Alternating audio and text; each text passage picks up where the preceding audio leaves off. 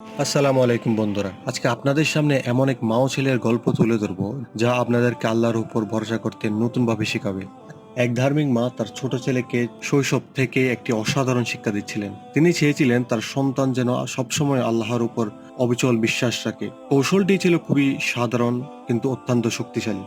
যখনই ছেলেটি এসে বলতো, মা আমার খুবই ক্ষুধা লেগেছে, আমাকে খেতে দাও, তখনই মা বলতেন, বাবা আমার কাছে না চেয়ে সবকিছু আল্লাহর থেকে চাও, তিনিই উত্তম রিজিক দাতা। ছোট ছেলেটি অবাক হয়ে জিজ্ঞেস করতো, আল্লাহর কাছে কিভাবে চাইবো মা? মা তখন বলতেন, সুন্দর করে ওযু করে নামাজে দাঁড়াও এবং নামাজের পর আল্লাহর কাছে মনে প্রাণে দোয়া করবে, আল্লাহ অবশ্যই তোমার কথা শুনবেন।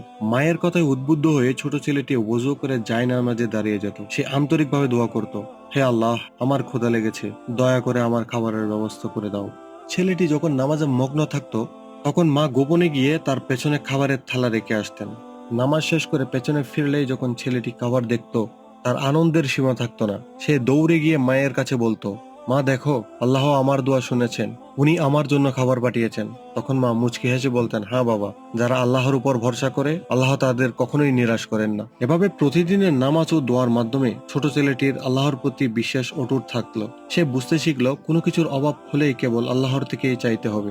একদিন একটি বিশেষ প্রয়োজনে মা তার আত্মীয়ের বাড়ি গিয়েছিলেন। পরিস্থিতির কারণে ওই রাতে তাকে সেখানেই থেকে যেতে হলো। কিন্তু মায়ের মন, তিনি ভীষণভাবে চিন্তিত। ভাবছিলেন, আজ রাতে যদি ছেলের ক্ষুধা লাগে আর সে নামাজ পড়ে খাবার না পায়, তবে আল্লাহর উপর থেকে তার বিশ্বাস উঠে যাবে। এতদিন তো আমিই খাবার রাখতাম, কিন্তু আজ কি হবে? এই আশঙ্কায় সারা রাত মা অজরে কাঁদলেন এবং আল্লাহর কাছে সাহায্য চাইলেন। পরের দিন ভোরে মা তড়িঘড়ি করে বাড়িতে ফিরলেন। ছেলেকে দেখেই অস্থির হয়ে জিজ্ঞেস করলেন, বাবা, কাল রাতে কি তোমার ক্ষুধা লেগেছিল? তুমি কিছু খেয়েছিলে? ছেলেটি খুবই শান্তভাবে জবাব দিলেন, হ্যাঁ মা, খেয়েছি। বিশ্বাস করো মা, কালকের খাবারটি ছিল সবচেয়ে সুস্বাদু, অন্য দিনের চেয়েও সেরা। ছেলেটির কথা শুনে মা স্তব্ধ হয়ে গেল। তার চোখে পানি চলে এলো। তিনি বুঝতে পারলেন, তিনি না থাকলেও আল্লাহ তার বান্দার রিজিকের ব্যবস্থা ঠিকই করেন। মা সাথে সাথে জায়নামাজে দাঁড়িয়ে আল্লাহর অশেষ শুকরিয়া আদায় করলেন।